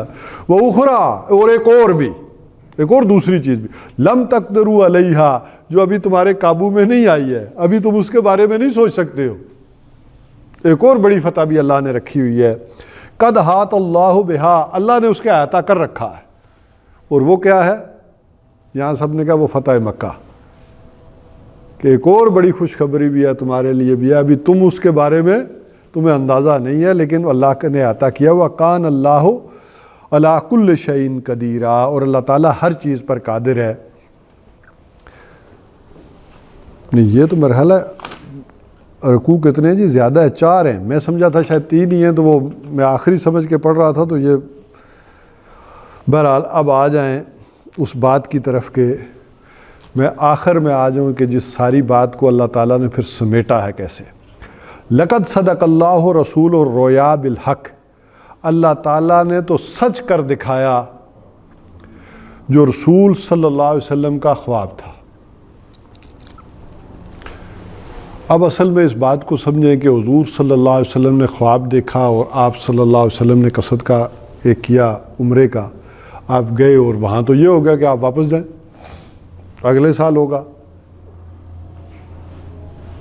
تو منافقین کے دل تو وہ تانے آ ہی سکتے تھے، کسی مسلمان کے دل میں بھی یہ بات آ سکتی تھی کہ یہ اس خواب کا کیا ہوا؟ نبی کا خواب تو سچا ہوتا ہے، وہی ہوتی ہے، اور یہ وسوسہ اندازی بھی شیطان کر سکتا ہے کہ یہ نبی ہیں بھی کہ نہیں، معاذ اللہ معاذ اللہ معاذ اللہ، یہ بھی ہو سکتا ہے۔ تو اس پر لوگوں نے سوال کیا حضور صلی اللہ علیہ وسلم سے، اب یہ جواب اللہ دے رہے ہیں۔ تو بعض حضرات نے سوال کیا کہ یہ جو آپ نے خواب دیکھا تھا اور کہا تھا کہ میں عمرہ کر رہا ہوں، اس کا کیا ہوگا؟ وہ خواب جو اللہ کی طرف سے دکھایا گیا تو وہ کیا؟ تو حضور صلی اللہ علیہ وسلم نے فرمایا کہ میں نے یہ کب کہا تھا کہ اسی سال کریں گے؟ وہ تو اللہ نے کہا، اب یہ ذرا خواب کو بھی دیکھ سمجھ لیں۔ حضرت یوسف علیہ السلام نے کب دیکھا؟ کتنے سال لگ گئے۔ تو یہ ہماری گنتی میں آ جاتا ہے کہ یہ ہم نے دیکھا یا یہ جو کچھ ہوا یہ کیوں نہیں ہوا، اللہ کی تقویم میں تو اس کوئی حیثیت نہیں ان چیزوں کی۔ تو بہرحال اب اللہ تعالیٰ اس کا جواب دے رہے ہیں کہ وہ جو خواب تھا ہمارے نبی کا سچا تھا۔ لَتَدْخُلُنَّ الْمَسْجِدِ الْحَرَامِ، تم لازماً مسجد حرام میں داخل ہوگے انشاءاللہ، اگر اللہ نے چاہا تو، آمنین، یہاں تو ابھی ڈر تھا، خطرہ تھا، جھگڑا تھا، اگلے سال پورے امن کے ساتھ داخل ہو گئے۔ جیسے میں نے کہا کہ 3 دن جا کر وہاں رہے ہیں۔ محلقین رؤوسکم و مقصرین لا تخافون، اپنے سروں کو کترواتے ہوئے بھی اور منڈواتے ہوئے بھی۔ وہ حلق کہتے ہیں وہ پورے بال اتروا دینا، اور مقصر کم کر دینا، تھوڑے کر دینا، اور بلا کھٹکے تم یہ سارا کام کرو گے۔ فَعَلِمَ مَا لَمْ تَعْلَمُوا، فَعَلِمَ، اللہ تو وہ جانتا ہے، مَا لَمْ تَعْلَمُوا، جو تم نہیں جانتے۔ فَجَعَلَ مِن دُونِ ذَلِكَ، اور پھر اس سے پہلے فتحً قریبا، اللہ تعالیٰ نے تمہیں ایک اور فتح جو ہے تمہارے ہاتھ لگا دی ہے۔ اب تم واپس آ رہے ہو تو استقبال کرو، ایک اور فتح اللہ نے تمہارے لیے قریبی کر دی ہے، آ کر تیاری کرو۔ اور اب آ کر اس کو ان اگلی 2 آیات میں کنکلوڈ کیا ہے، اور اس میں سے ایک ہی آیت ہم میرے خیال ہے پڑھ سکیں گے۔ هو الذی ارسل رسولہ بالہدی ودین الحق لیظہرہ علی الدین کلہ وکفی باللہ شہیدا، کہ وہی ہے اللہ، جس اللہ نے یہ ساری پلاننگ کی ہے، یہ سارا کچھ کیا ہے، تو مقصد کو بھی سمجھو۔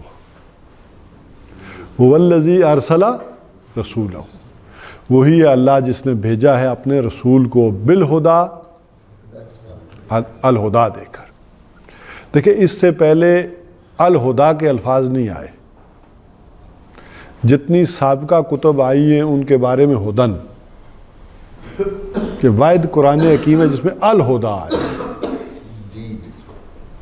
The guidance.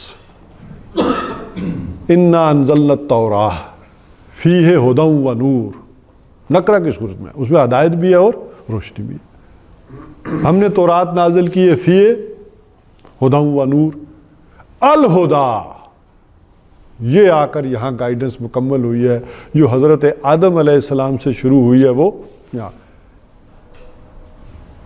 اب ذرا وہاں دیکھیں، حضرت آدم علیہ السلام کے وقت بہن بھائیوں کی شادی جائز تھی نا؟ اگر وہ جائز ہی نہ ہوتی، وہی قانون آ جاتا کہ بہن بھائی نہیں کر سکتے، تو آگے کیسے بڑھتی نسل انسان؟ تو ایک ضرورت کے تحت قوانین انٹرم پیریڈ کے لیے آتے رہے، اور وہ سارے مٹ جانے کے لیے ہی تھے اور ختم ہونے کے لیے ہی تھے۔ فائنل گائیڈنس وہ یہاں آئی، اور آگے فرمایا ہوا دین الحق۔ اسی طرح وہ جو میزان تھی،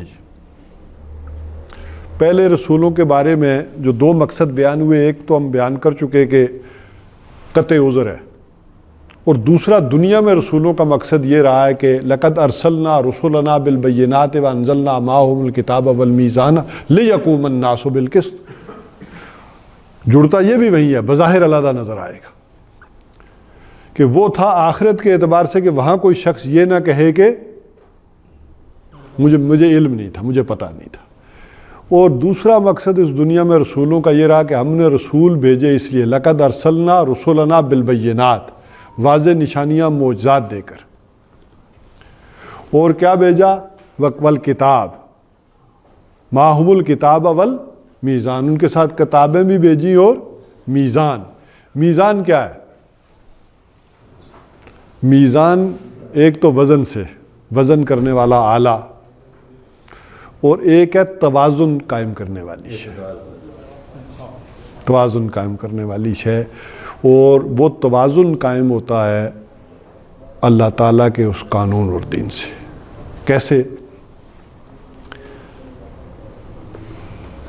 دیکھیے عورتیں قانون بنائیں گی تو انہیں نہیں پتا مردوں کے جذبات احساسات کیا ہے. مرد بنائیں گے تو انہیں عورتوں کا نہیں پتا. مردوں کو اختیار دے دیں تو وہ تو عورت کو جوتی بنا کے رکھ دیں گے، اور عورتوں کو دے دیں تو وہ کہیں گی کہ مرد سارے یہ بھی غلام بن کر رہے ہیں ہمارے. سرمایہ داروں کو اگر آپ اختیارات دے دیں گے وہ قانون سازی کریں تو مزدور کو کچل کر رکھ دیں گے. مزدوروں کو آپ حقوق دے دیں تو انہیں کیا پتا کیا پرابلم ہے، بزنس کیسے چلتے ہیں. وہ جیسے ہوا بھی یونینیں بناؤ، ہڑتالیں کرو، کام نہ کرو. تو وہ جو ہے وہ قانون سازیاں کریں گے کہ کاروبار چلنے محال ہو جائیں گے. اجتماعیت کو پورا اختیار دے دیں تو کہے گا ایک فرد جو ہے ہلے بھی نہ، باہر بھی نہ نکلے. ڈی چوک تو دور کی بات ہے، وہ راشن بندی ہو سکتا ہے کرے کہ ایک ہی روٹی کھاؤ، دوسرا بچہ بھی نہیں ہو سکتا. دنیا میں ہم دیکھتے ہیں نا.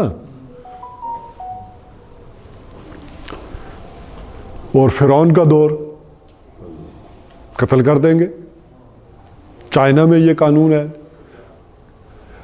اچھا فرد کو آزادی دے دیں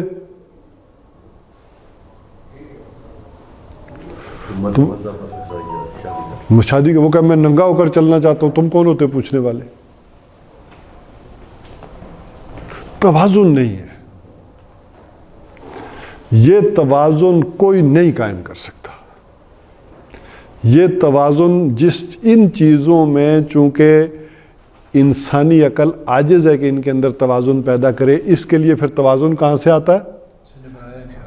اللہ تعالیٰ کی ذاتی کر، جس نے مرد کو بھی بنایا، عورت کو بھی بنایا، جس نے مزدور کو بھی بنایا، سرمایہ دار کو بھی بنایا، جس نے بادشاہ بھی بنایا، اجتماعیت بھی دی اور افراد بھی رکھے، اس نے وہ توازن برپا کیا. اور وہ توازن وہ اپنے ہر اس زمانے کے اعتبار سے جتنے پرابلم تھے وہ اس اعتبار سے اللہ تعالیٰ وہ توازن انبیاء کے ذریعے بھیجتے رہے ہیں جتنا تمدن ترقی کرتا رہا ہے. اب جب کہ نوع انسانی عہد طفولیت سے نکل کر ذہنی عروج کو پہنچی ہے، یہ کسی دن میں سمجھاؤں گا کہ ایک ایوولوشن ہوا ہے جسے کہنا چاہیے فزیکل ایوولوشن. سیارے بنے، زمینیں بنی، یہ سارے، یہ فزیکل ایوولوشن ایک انتہا کو آ کر پہنچا تو پھر بایولوجیکل ایوولوشن شروع ہوا. اب اس کے بعد جو ارتقاء دنیا میں شروع ہوا ہے وہ شروع ہوا ہے سوشل اور انٹلیکچوئل ایوولوشن. وہ آ کر مکمل ہوا محمد الرسول اللہ صلی اللہ علیہ وسلم کے دور میں. تو یہ ایوولوشن کے مختلف پروسیس ہے. یہاں پر آ کر گویا کہ اب انسانی کسی ایک فرد کی گائیڈنس کی محتاج نہیں رہی تھی کہ اب وہاں سے پیغام آئے. اب انہیں نظام اور پیغام دے کر بھیج دیا جائے اور حضور صلی اللہ علیہ وسلم نے وہ عملی نمونہ قائم کر کے دکھا دیں تو یہ چلیں گے. جس چیز میں ابھی ایوولوشن ہونا تھا اس کے صرف پرنسپل دیے.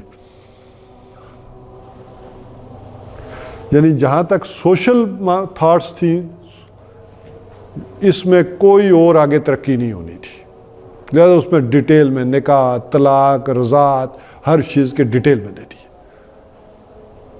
پولیٹیکل، اسی طرح اکنامیکل، اس میں ابھی ترقی ہونی تھی، اس میں ایوولوشن ہونا تھا، لہذا اس کے پرنسپل دیے. ان پرنسپل سے باہر نہیں جانا. بہرحال تو ایک تو گائیڈنس مکمل ہوئی، اور وہ جو توازن والا نظام تھا وہ دین حق سچا دین بن کر وہ مکمل صورت میں حضور صلی اللہ علیہ وسلم کو دے دیا گیا، جس کو آپ صلی اللہ علیہ وسلم نے پریکٹیکلی نافذ بھی کر دیا، اور اس کی حفاظت کا بندوبست بھی اللہ تعالیٰ نے اپنے ذمہ لے لیا۔ تو یہ ہے وہ شے کہ جو جس مشن کے ساتھ حضور صلی اللہ علیہ وسلم بھیجے گئے۔ تو یہاں پر ہم اپنی گفتگو ختم کرتے ہیں، اس کو آئندہ میں کچھ جو بھی قرض ہوگا اتارنے کی کوشش کریں گے، تاکہ اگلی دفعہ ہم غزوہ خیبر کی طرف بڑھیں جو قریبی فتح ہے، اور اس کو ساتھ تھوڑا سا جو بھی چند چیزیں رہ گئی ہوں گی اس کو لے کر چلیں گے۔ یہ بڑی اہم آیت ہے، والذی ارسل رسولہ بالہدی ودین الحق۔ یہ قرآن حکیم میں 3 جگہ آئی ہے، اور تینوں جگہ یہ رہنمائی فراہم کی گئی ہے۔ اب اس صورت کے ساتھ اس آیت کو ذرا سمجھے ملا کے کہ یہ صلح ہو گئی ہے، تو اس کا یہ مطلب نہ سمجھو محمد صلی اللہ علیہ وسلم کا یہ مقصد ہے، ہم نے یہ مقصد دے کر بھیجا ہے۔ تو اس مقصد کو حاصل کرنے کے لیے صلح کرنی پڑتی ہے تو صلح کرو، جنگ کرنی پڑتی ہے تو جنگ کرو۔ مقصد وہ سامنے ہونا چاہیے، نہ صلح اہم ہے نہ جنگ اہم ہے۔ اصل اہم کیا ہے؟ وہ مقصد اہم ہے جو محمد الرسول اللہ صلی اللہ علیہ وسلم کو دیا گیا، وہ مشن وہ۔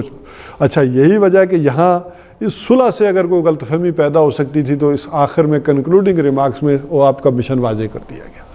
سورہ توبہ کے اندر فائنل جو ڈیسیژنز ہوئے ہیں آخر میں، غزوہ تبوک ہوا، فتح مکہ ہوا، تو وہاں پھر واضح کر دیا گیا کہ مقصد پورے گلوب پر اسلام کا ہے، اور اس مقصد کے لیے حضور کو بھیجا گیا ہے۔ مقصد یہی رہے گا، تمہارا کام مکمل نہیں ہوا، وقت فرصت ہے، کہاں کام ابھی باقی ہے، نور توحید کا اتمام ابھی باقی ہے۔ تو یہ سارا معاملہ ابھی چلتا رہے گا دنیا میں۔ اچھا، اسی طرح تیسری جگہ سورہ صف میں اس آیت کو پھر لایا گیا حضور صلی اللہ علیہ وسلم کے آخری دور میں کہ تمہارا یہ مشن یہ رہے گا ہمیشہ، تمہاری ساری ایکٹیویٹیز، تمہاری ساری جد و جہد اس مشن کے ساتھ منسلک ہونی چاہیے۔ وہ کیا ہے؟ میں اسی لیے مسلمان، میں اسی لیے نمازی۔ پہلا مثال کہ میری زندگی کا مقصد تیرے دین کی سرفرازی۔ تو یہ چیزیں جب تک آپ لنک کر کے نہیں ساری چیزوں کو چلائیں گے تو پھر بکھری ہوئی نظر آتی ہیں۔ ہمیں آج یہی وجہ ہے کہ دین کے کاموں کے حوالے سے ربط نہیں نظر آتا، حتیٰ کہ سب سے بڑا ظلم جو قرآن حکیم کے ساتھ ہوتا ہے، آیات کے مابین کوئی ربط ہم نہیں پاتے، کیونکہ اس مشن سے ہٹا کر جب پڑھتے ہیں تو ہمیں ایک آیت اور لگتی ہے، دوسری آیت اور لگتی ہے، تیسری اور لگتی ہے، ایک بے ربطگی محسوس ہوتی ہے، وہ اٹیچمنٹ نہیں ہوتی۔ لیکن آپ نے دیکھا ہوگا کہ جتنا بھی تھوڑا بہت حصہ ہم نے مطالعہ کیا ہے، جب اس کو اس ربط کے ساتھ پڑھتے ہیں تو ایک بڑی اٹیچمنٹ جو ہے انسان کی قرآن حکیم کے ساتھ جڑتی چلی جاتی ہے، کیونکہ وہ مقصد سامنے رہنا چاہیے۔ بس یہیں پر اختتام کرتے ہیں۔